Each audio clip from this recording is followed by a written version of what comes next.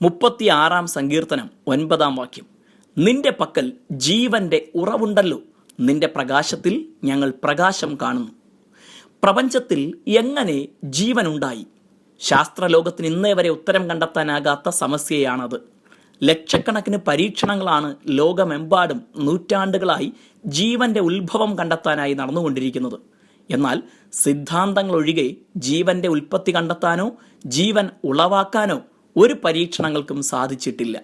അതിൻ്റെ അടിസ്ഥാനത്തിൽ നിസ്സംശയം പറയാനാകുന്ന കാര്യം, ജീവനിൽ നിന്നു മാത്രമേ ജീവൻ ആവിർഭവിക്കുകയുള്ളൂ.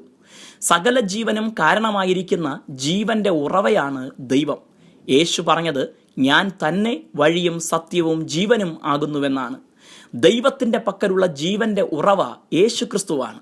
കൊലോസ്യർ 1:16-17 വാക്യങ്ങളിൽ പൗലോസ് അപ്പോസ്തലൻ പറഞ്ഞിരിക്കുന്നത് പോലെ, അവൻ മുഖാന്തരവും അവനായിട്ടും സകലവും സൃഷ്ടിക്കപ്പെട്ടിരിക്കുന്നു.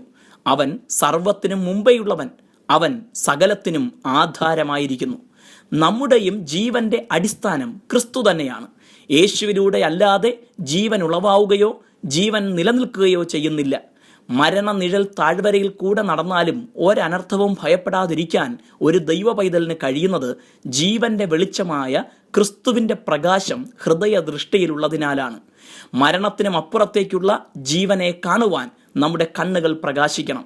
ഒരിക്കലും തീർന്നു പോകാത്ത ആ ജീവന്റെ പ്രകാശം സദാ ദർശിച്ചുകൊണ്ടായിരിക്കണം നമ്മുടെ ജീവിതയാത്ര.